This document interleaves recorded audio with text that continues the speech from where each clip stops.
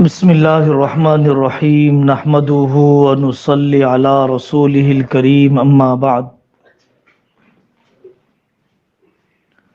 میرے عزیزو دینی ماں اور بہنوں،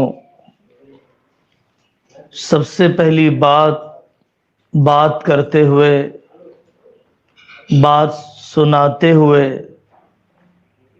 جماعت میں چلتے ہوئے آدمی کو یہ سوچنا چاہیے کہ دین کا استقبال ہو رہا ہے، میرا استقبال نہیں ہو رہا ہے۔ ہمارے بڑے اپنے نفس کی بہت کڑی نگرانی کیا کرتے تھے۔ مولانا یوسف صاحب رحمۃ اللہ علیہ اجتماع مسافے کے بعد ٹوٹ پڑا۔ منشی بشیر صاحب رحمۃ اللہ نے فرمایا، چونکہ وہ بڑوں میں سے تھے تو مولانا یوسف رحمۃ اللہ علیہ کو توجہ دہانی کے طور پر فرمایا، یوسف تمہارا مسافہ نہیں ہو رہا ہے، کام کا مسافہ ہو رہا ہے۔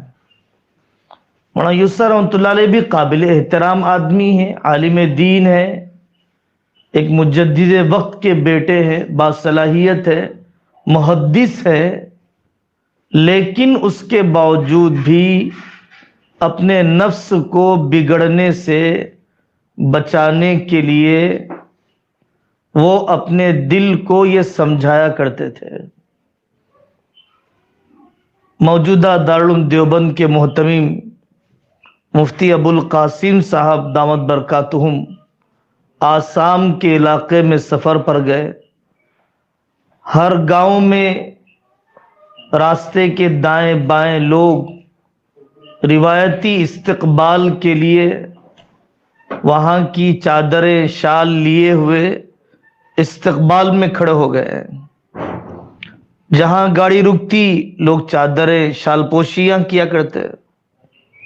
وہ گاڑی میں بیٹھ کر کہتے کہ ابو القاسم دارالعلوم کا اکرام ہو رہا ہے، ابو القاسم دارالعلوم کا اکرام ہو رہا ہے۔ وہ حضرات بھی خود ذاتی اعتبار سے اکرام کے قابل ہیں، لیکن وہ اکرام کو، عزت دیے جانے کو اپنی طرف منسوب کرنے کے بجائے اداروں کی طرف منسوب کیا کرتے تھے، کام کی طرف منسوب کیا کرتے تھے۔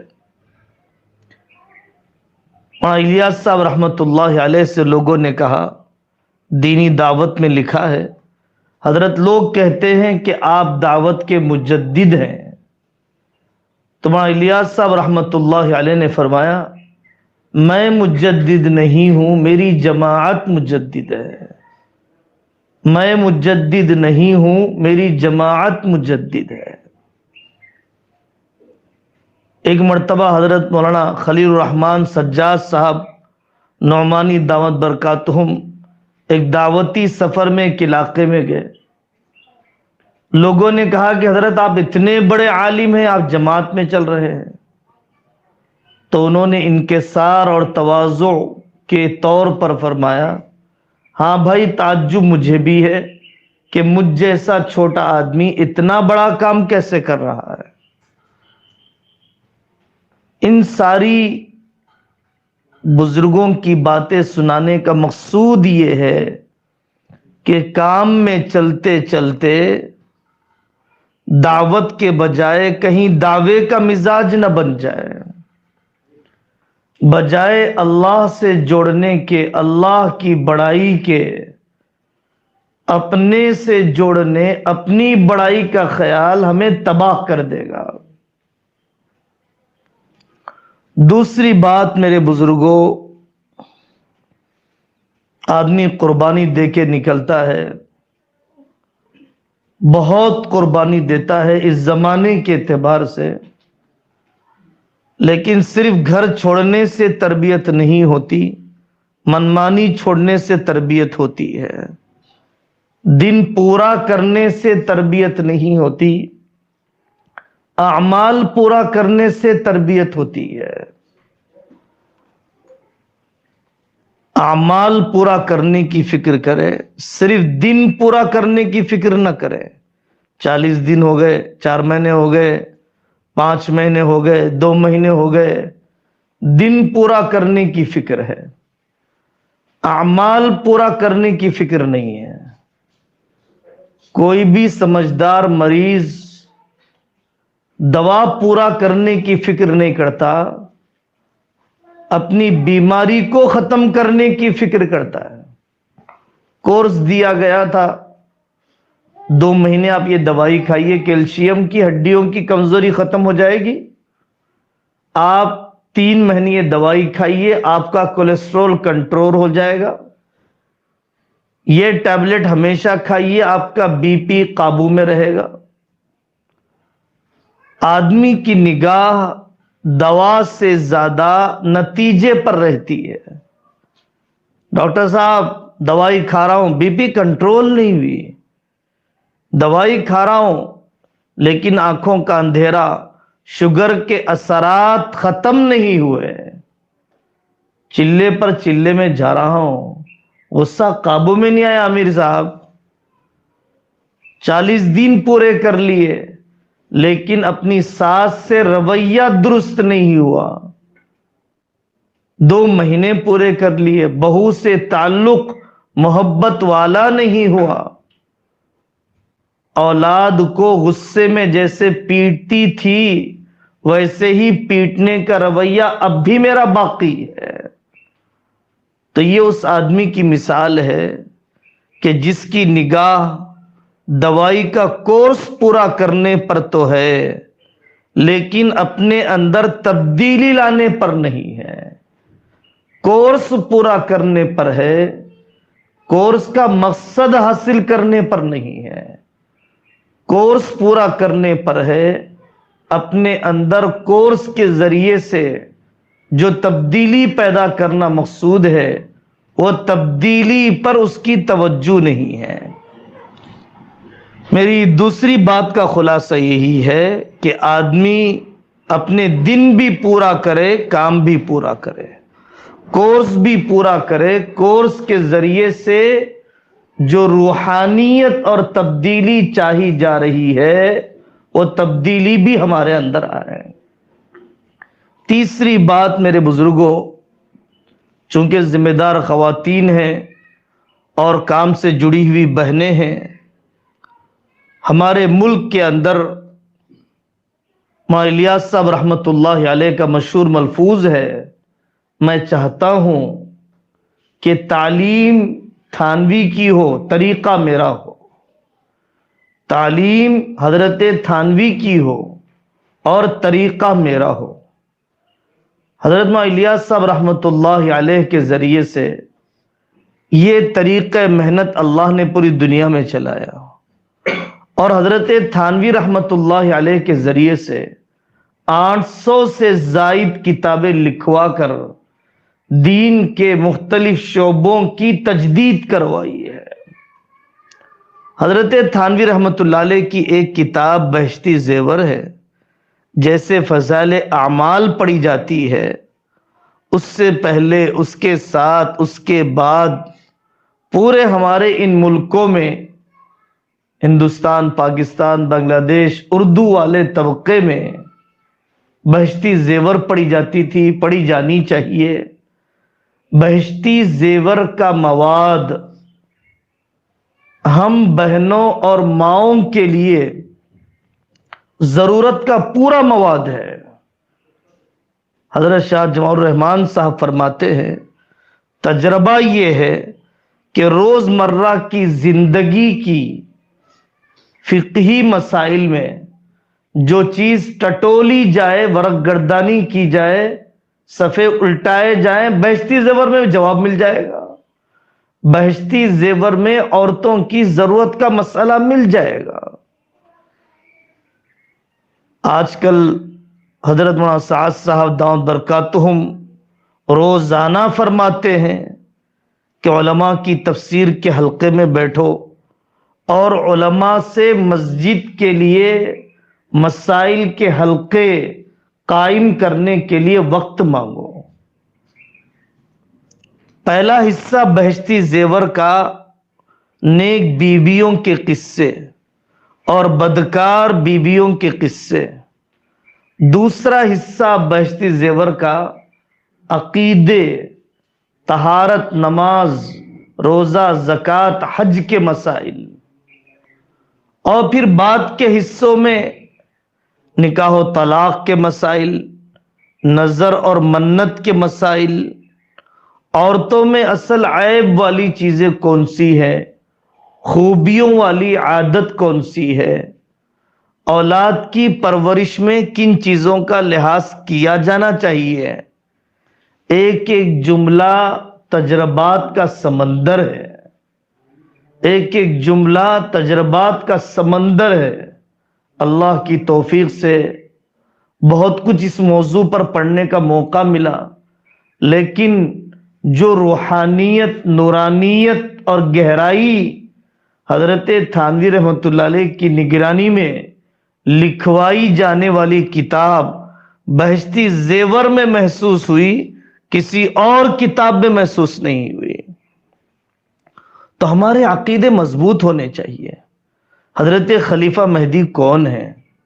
حضرت عیسیٰ علیہ السلام کون ہے؟ توہم پرست نہیں ہونا چاہیے۔ پیلے کپڑے مت پہنو ورنہ برائی آ جائے گی، کوا چھت پہ آ جائے گا تو نحوست آ جائے گی۔ یہ جو اس قسم کی باتیں ہیں، اللہ کے غیر سے ڈرنے کی باتیں ہیں، عقیدہ درست نہیں ہے، عمل قبول نہیں ہے۔ کسی کو مشرک اور کافر جلدی نہیں کہنا چاہیے۔ شرکیہ عقیدہ الگ ہے، شرکیہ عمل الگ ہے۔ تو تیسری بات ہم نے آپ سے عرض کی کہ ہماری تعلیم اور تربیت کے لیے بہشتی زیور کا مواد اور بہشتی زیور میں ذکر کیے ہوئے مسائل بہت دھیان سے پڑھنا چاہیے، بہت دھیان سے اپنی بچیوں کو لے کر بیٹھنا چاہیے، ورنہ مختلف طریقوں سے گمراہی کا شکار ہم ہوتے چلے جائیں گے۔ چوتھی بات یہ ہے کہ عورتوں کا اصل کام خانہ آبادی ہے، گھر آباد کرنا ہے، جنریشن کا کنسٹرکشن ہے، معمار انسانیت ہے عورت۔ جیسے عمارت کا مستری ہوتا ہے، خاندان کی مستری ہے عورتیں۔ اولاد کی پرورش، شوہر کی اطاعت، جائز چیزوں میں، شوہر کی ضروریات کی تکمیل میں کوئی عورت اللہ کی ولی بن نہیں سکتی ہے اپنے شوہر کے زوجیت کے حقوق کو ادا کیے بغیر، اپنے شوہر کے تنہائی کے حقوق ادا کیے بغیر۔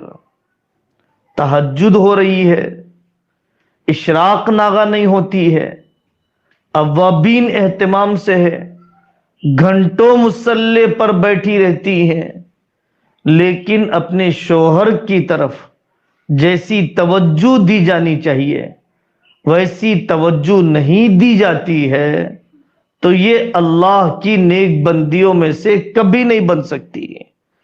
اللہ کی نیک بندیوں میں سے یہ کبھی نہیں بن سکتی ہے۔ اللہ کی نیک اور مقبول بندیاں رات کا جب اندھیرا ہو جاتا وہ بنتی اور سنورتی اور اپنے شوہر سے آ کر پوچھتی کیا آپ کو میری ضرورت ہے، اور جب شوہر انہیں اجازت دیتے کہ نہیں میں آرام کرنا چاہتا ہوں، مجھے آپ کی فی الوقت ضرورت نہیں ہے، وہ جا کر اللہ کے سامنے کھڑے ہو جاتی۔ اگر شوہر نفل روزوں کے لیے اجازت دیتے تب بھی وہ نفل روزے رکھتی تھی، ورنہ وہ شوہر کی خدمت کو ترجیح دیتی تھی، اور شوہر کی خدمت کو ترجیح دینا چاہیے۔ یہی شریعت کا حکم ہے کہ عورت پر اللہ کے بعد، نکاح ہونے کے بعد اس کے شوہر کا سب سے بڑا حق ہے، اور اس کی زندگی کا امیر اس کا شوہر ہے۔ ذہن صاف کر لینا چاہیے کہ میں اپنے بھائی کو خوش کروں، میں اپنے والد کو خوش کروں، میں اپنی والدہ کو خوش کروں، اپنے شوہر کو خوش کروں، مجھے اپنے شوہر کو ہی خوش کرنا ہے۔ جائز چیزوں میں اور راحت پہنچانے میں اور دو حق کا جب ٹکراؤ ہو جائے، بھائی کچھ کہنے لگے، شوہر کچھ کہنے لگے، ماں کچھ کہنے لگے، شوہر کچھ کہنے لگے، آپ کو صرف شوہر کی ہی ماننا ہے۔ شوہر سے وفاداری کرنے میں ہی آپ کے زندگیوں کی آبادی ہے۔ میری والدہ کچھ اور کہہ رہی ہے، میرا بھائی کچھ اور کہہ رہا ہے، آپ کے لیے شوہر سے بڑا کوئی وفادار، کوئی خدمت گزار نہیں ہو سکتا ہے۔ اصل ذمہ داری اولاد کی تربیت میں دلچسپی۔ عورتیں اگر چاہے تو مرد کو حرام سے بچائے، فقیر کو مالدار بنا دیتی ہیں اپنے خرچ کے نظام کے ذریعے سے، اور امیر کو فقیر بنا دیتی ہیں اپنے بے ڈھنگے خرچ کرنے کی وجہ سے، بے ترتیبی سے پیسے اڑا دینے کی وجہ سے۔ سلیقہ مند اگر عورت ہو فقیر کو امیر بنا دے، بد سلیقہ اور بے ترتیب عورت ہو تو پھر وہ امیر کو فقیر بنا دے۔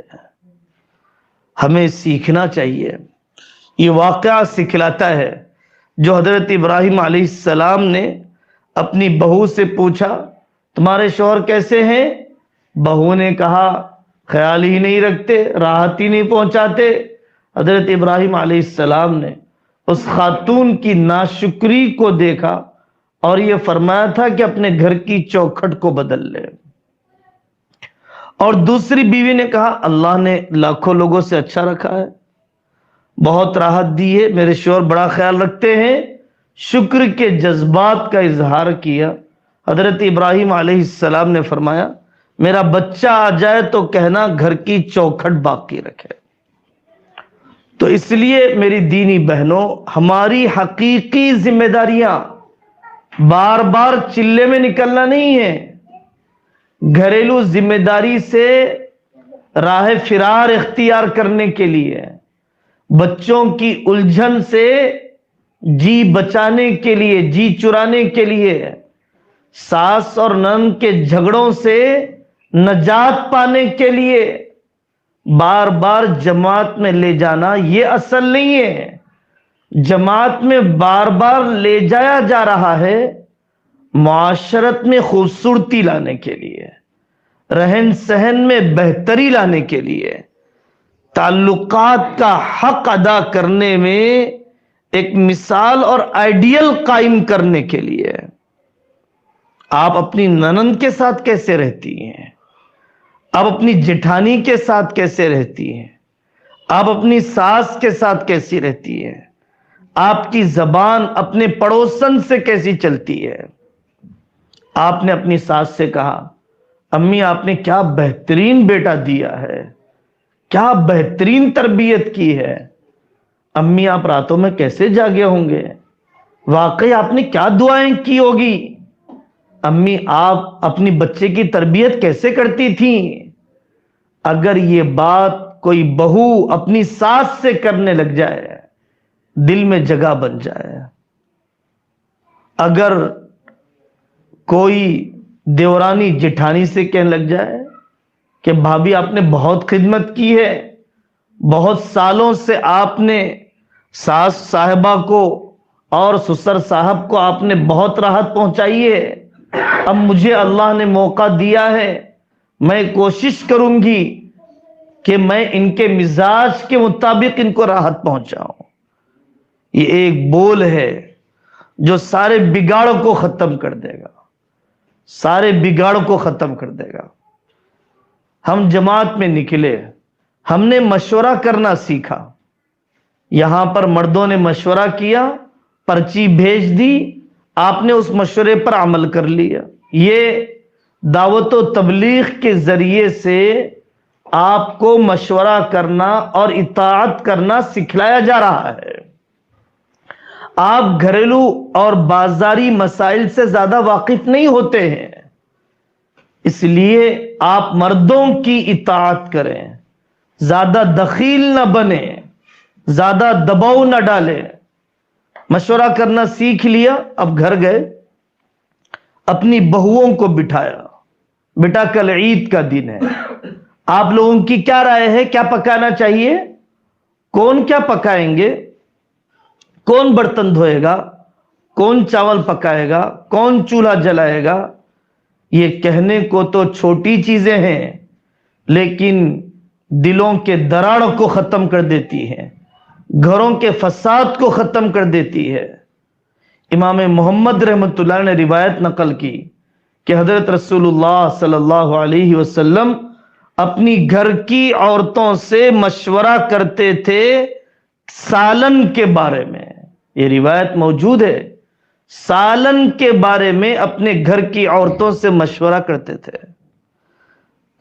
جب تک ساس اپنی بہوؤں سے مشورہ نہیں کرے گی تو بہو اپنے آپ کو گھر کا فرد، فیملی ممبر کیسے سمجھے گی؟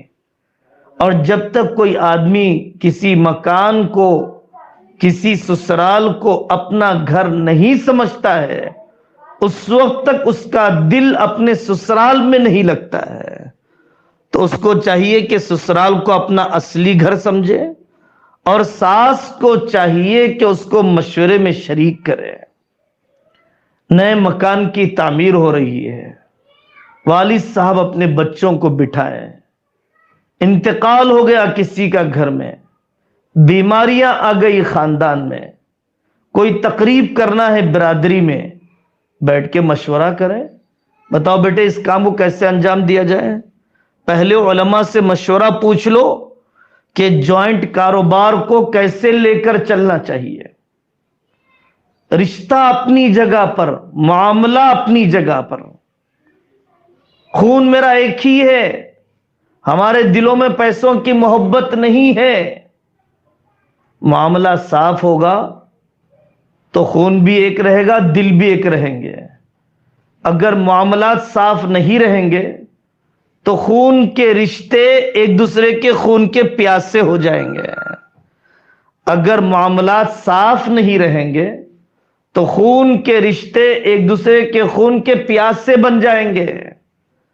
حضرت نبی پاک صلی اللہ علیہ وسلم نے ہجرت کے موقع پر حضرت ابوبکر نے کہا، یا رسول اللہ میں نے تو 2 اونٹیاں پال کر رکھی ہیں سفر ہجرت میں لے جانے کے لیے، مدینہ پاک کے سفر میں لے جانے کے لیے۔ حضرت آقا صلی اللہ علیہ وسلم نے دیکھا کہ یہ بھی سب کچھ چھوڑ کے آیا ہے، یہ بھی بے گھر مدینہ جا رہا ہے۔ آپ نے فرمایا کہ نفع نہیں لیتے ہو تو ٹھیک ہے، لیکن جو واجبی قیمت ہے وہ تو لینا ہی ہے۔ آقا صلی اللہ علیہ وسلم نے فرمایا ولینی، میرے سے بیع تولیہ کر لو، مرابحہ نہ صحیح، دوستی اپنی جگہ پر، معاملہ اپنی جگہ پر، دوستی اپنی جگہ پر، معاملہ اپنی جگہ پر۔ بہشتی زیور میں یہ مسائل آپ کو ملیں گے کہ ہم ایک کا سامان ایک آدمی کی گاڑی میں استعمال کر رہا ہوں، بے ڈھنگے پن سے چلاتا ہوں، جو چلانے کا سلیقہ ہے اس کی میں رعایت نہیں کرتا اور نقصان ہو جاتا ہے تو اس نقصان کی قیمت دینا میرے اوپر واجب ہے۔ مانگی ہوئی چیز کے احکام کیا ہیں؟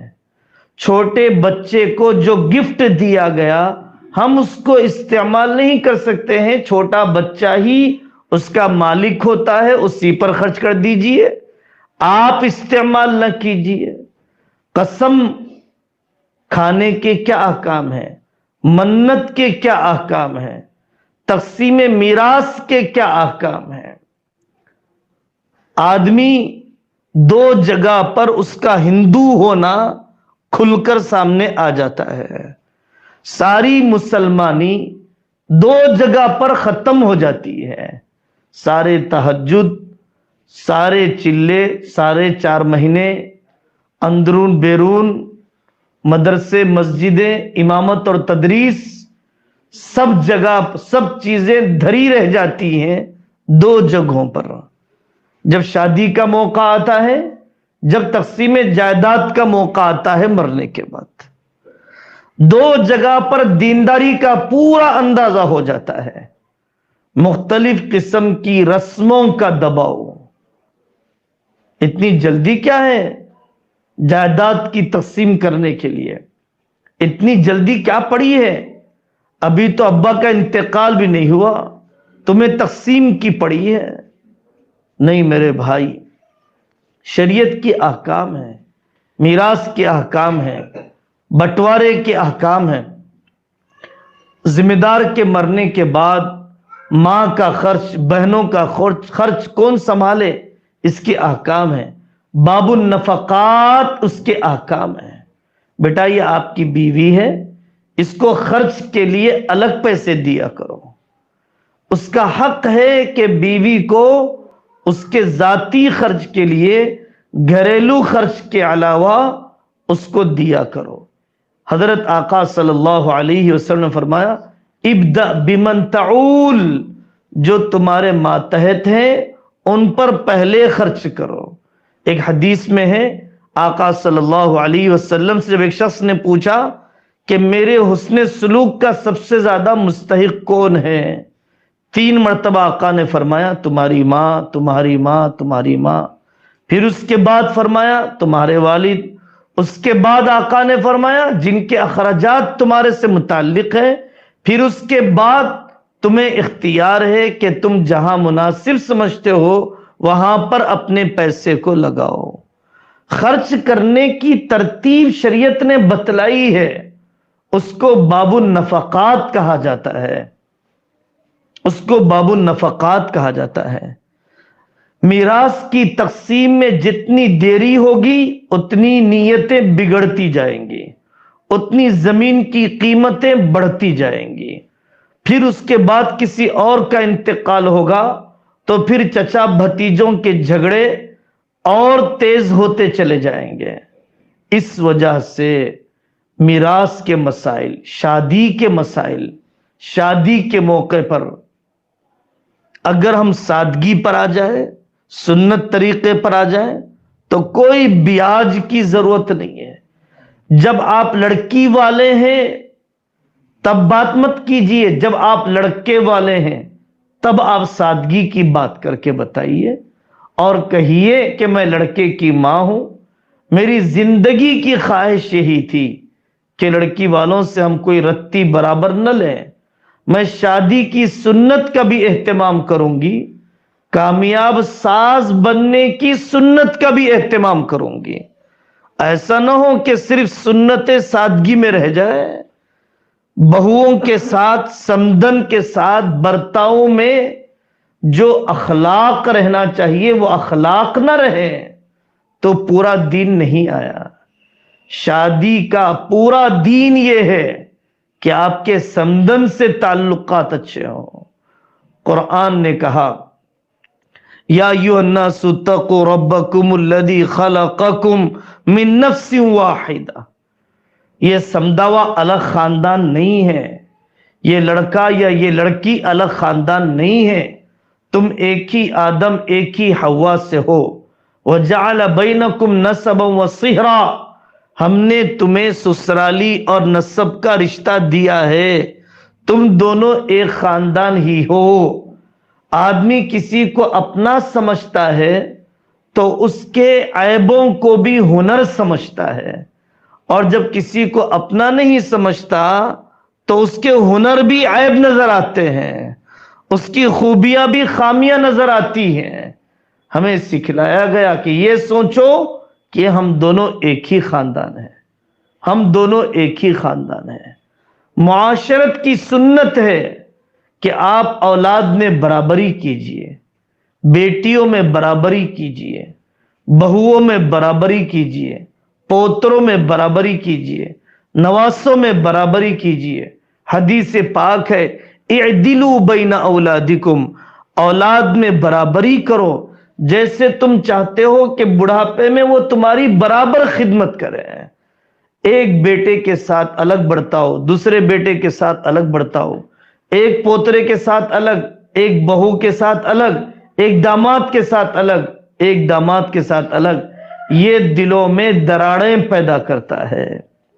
یہاں تک ہمیں سکھلایا گیا کہ جن لوگوں کا انتقال ہو گیا ان کی خامیوں کا ذکر نہ کرو، ان کو گالیاں نہ دو۔ گالیوں کا نقصان مرنے والوں کو تو نہیں ہوگا، زندوں کو تکلیف ضرور ہوگی۔ بتائیے حضرت نبی پاک صلی اللہ علیہ وسلم نے کیسے ہماری تربیت فرمائی ہے۔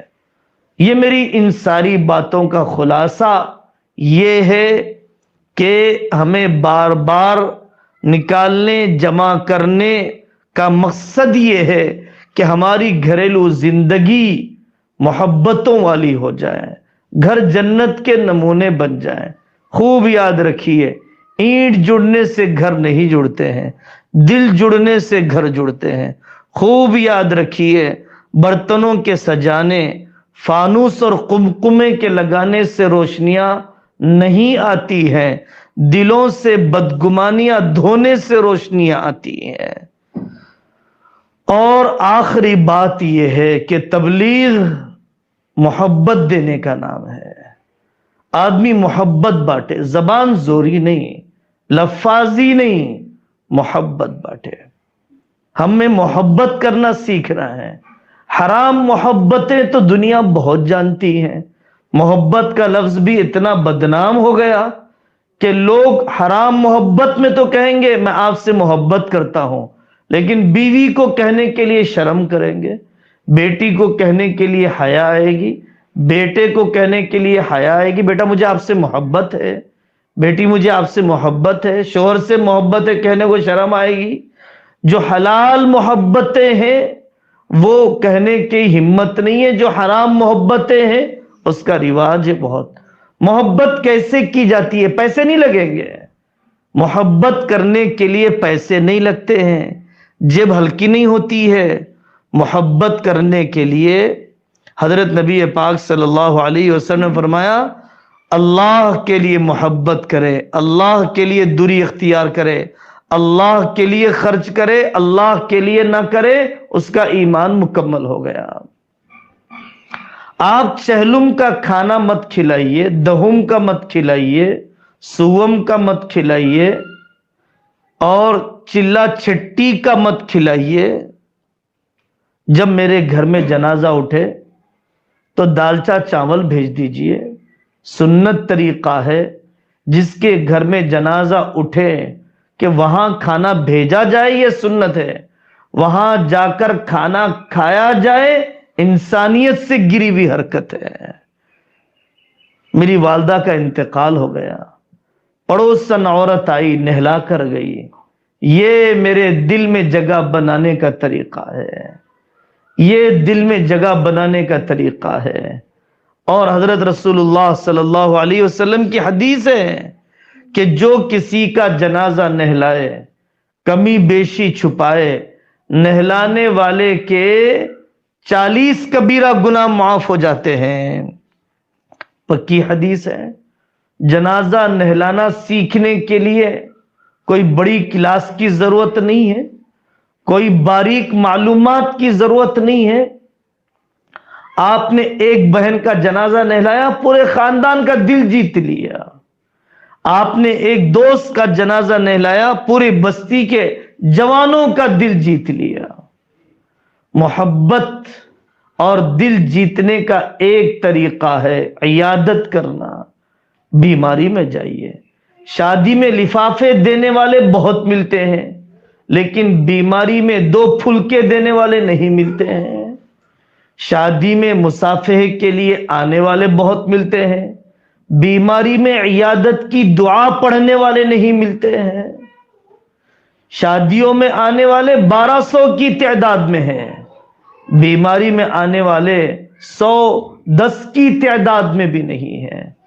اور جنازے میں اس لیے آتا ہے کہ دنیا کیا کہے گی، جنازے میں بھی نہیں آیا، جنازے میں بھی نہیں آیا۔ بیماری میں خدمت تو نہیں کی جاتی ہے، قبر میں رکھتے ہوئے محبت کا اظہار کیا جاتا ہے، احتیاط سے اتارو بھائی، نیچے پتھر رکھو اور یہ چیز گرنے مت دو۔ وہاں محبت کا اظہار کیا جاتا ہے۔ 10 سال تک بیماری میں سسکتا رہا، کوئی مزاج پرسی کرنے والا بھی نہیں تھا۔ دل جیتنے کا طریقہ ہے، محبت کرنے کا طریقہ ہے عیادت کرنا۔ عیادت میں کوئی پیسے نہیں لگتے ہیں۔ آپ سے ہم نہیں کہہ رہے ہیں کہ آپ نہاری کلچے بنا کر لے جائیں، آپ بریانی بنا کر لے جائیں، آپ 2 پھلکے بنا کر لے جائیں، یہ نہیں ہو سکتا۔ عیادت کی دعا پڑھ دیجئے، اسأل اللہ العظیم رب العرش العظیم ان یشفیک، دعا پڑھ دیجئے، اللہم اذہب البأس رب الناس واشفی انت الشافی لا شفاء الا شفاءک شفاء لا یغادر سقما۔ زمانہ بھی عجیب ہے، لوگوں نے لکھا کہ تیرا دوست وہ نہیں ہے جو سیلفی میں ساتھ میں کھڑا ہے، تیرا دوست وہ ہے جو مصیبت میں ساتھ میں کھڑا ہے۔ جب آدمی ابتدائی زندگی ہوتی ہے تو اس سے مصافحہ کرنے والے کوئی نہیں ہوتے، جب مشہور بن جاتا ہے تو تب مصافحے کرنے والے بڑھ جاتے ہیں۔ تو دل جیتنے کا طریقہ تعزیت کرنا، دل جیتنے کا طریقہ عیادت کرنا، دل جیتنے کا طریقہ سلام کرنا۔ سلام بہت چھوٹی چیز سمجھی جاتی ہے۔ حضرت نبی پاک صلی اللہ علیہ وسلم نے فرمایا افشوا السلام، سلام کو پھیلاؤ، اطعموا الطعام، کھانا کھلاؤ، وصلوا والناس نیام، جب لوگ سو رہے ہوں تو اللہ کے سامنے ہاتھ پھیلاؤ۔ سلام کی عادت، اپنے شوہر کو سلام، اپنی اولاد کو سلام، اپنی بہو کو سلام۔ تعویذوں کے چکر میں ہیں لوگ، محبت بڑھانے کی تعویذیں، فساد ختم کرنے کی تعویذیں۔ میرے بھائی، سلام کی طاقت دلوں کو جوڑنے کے لیے کافی ہے، تمہیں کوئی اور رواجی وظیفے یا تعویذ کی ضرورت نہیں ہے۔ آدمی اپنے ملازم کو سلام کرے، اپنے مالک کو کرے، اپنے بڑوں کو کرے، اپنے چھوٹوں کو کرے۔ بولنے کو تو بہت آسان ہے، لیکن ہماری زندگیوں میں بڑی کوتاہی پائی جاتی ہے۔ افشوا السلام، سلام کے پھیلانے کی عادت، اور کھانا کھلانے کی عادت۔ کھانا کھا رہے تھے، کھانا پکا رہے تھے، پکاتے پکاتے ایک مٹھی کھانے کا اضافہ کر دیا۔ مسجد میں سفیر صاحب آ گئے، مہمان آ گئے، بھائی ہمارے پاس کھانا کھا لیجئے۔ جماعت آ گئی، آپ ہمارے پاس کھانا کھا لیجئے۔ آپ اپنے فلانے رشتہ دار جن سے بہت دن ہو گئے، جی چاہ رہا تھا کھانے پر بلانے کے لیے، آج ہمارے پاس آ جائیے نا۔ کوئی مقصد نہیں ہے سوائے اس کے کہ ہم ساتھ میں کھانا کھائیں۔ تو یہ کھانا کھلانا یہ دلوں کو جوڑنے کا طریقہ ہے۔ آدمی محبت کے 2 بول کے ذریعے سے دل کو مول سکتا ہے۔ آدمی وعیدیں نہ سنائے، دھمکیاں نہ سنائے، حقارت سے نہ دیکھے۔ ایک آدمی داڑھی کاٹتا ہے، میں داڑھی رکھتا ہوں، ہو سکتا ہے آج میں داڑھی رکھنے والا ہوں، اللہ نہ کرے میری حالت بگڑ جائے، اور اگر میں نے داڑھی کاٹنے والے کو ہلکا سمجھا تو اس کے داڑھی کاٹنے سے بڑا گناہ میں نے کیا کہ میں نے ایمان والے کو ہلکا سمجھا ہے۔ بِحَسْبِ امْرِئٍ مِّنَ الشَّرِّ أَن يَحْقِرَ أَخَاهُ الْمُسْلِمِ، مسلمان کے کسی آدمی کے برا ہونے کے لیے کافی ہے کہ وہ اپنے مسلمان بھائی کو ہلکا سمجھے۔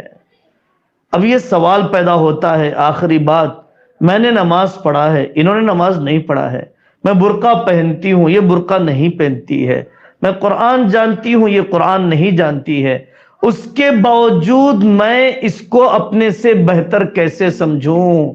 اس کے باوجود میں اپنے کو اس سے بہتر کیوں نہ سمجھوں؟ جب میں نمازی ہوں وہ نمازی نہیں ہے، میں کیوں اپنے آپ کو بہتر نہ سمجھوں؟ اس کا جواب یہ ہے 2 وجوہات سے۔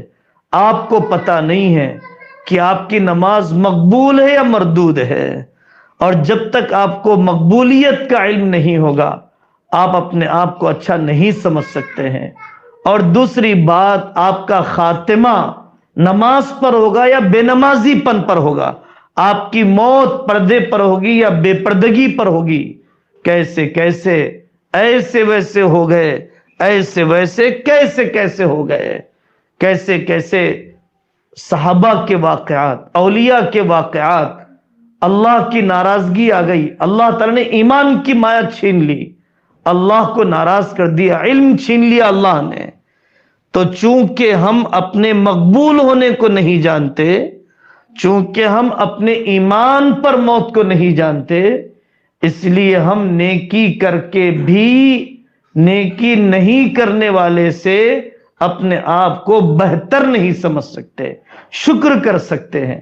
اے اللہ آپ کا شکر ہے، میرا کمال نہیں ہے، آپ کا کمال ہے کہ آپ نے صحت دی، جوانی دی، توفیق دی، علم دیا، حالات موافق دیے کہ مجھ سے یہ نیکی ہو گئی۔ اللہ تبارک و تعالی اس نکلنے کو خوب قبول فرمائے، قبول فرمائے، قبول فرمائے۔ اور جتنی بہنیں جو جذبات اندرون اور بیرون ملک جانے کا ارادہ لے کر آئی ہیں، ان سب بہنوں کو اللہ تعالیٰ اور ان کی نسلوں کو اللہ تعالیٰ پورے عالم کے لیے قبول فرمائے، پورے دین کے لیے اللہ تعالیٰ قبول فرمائے۔ اس کے لیے جن بہنوں کے 3 مرتبہ لگ گئے 10 دن کے لیے، جن کے 10 دن لگ گئے چلوں کے لیے، جن کے چلے لگ گئے بیرون 2 ماہ کے لیے، نظام الدین 2 ماہ کی ترتیب کے لیے، 1 ماہ کی ترتیب کے لیے، جو بھی آپ کے علاقوں کی ترتیب ہے اس کے مطابق نام لکھوائیں۔ یہاں پر جو مردانہ بیٹھا ہوا وہ بھی نام لکھوائیں، اس کے بعد انشاءاللہ دعا ہو جائے گی۔ فرماؤ دوستو، ماشاءاللہ یہاں پر ساتھی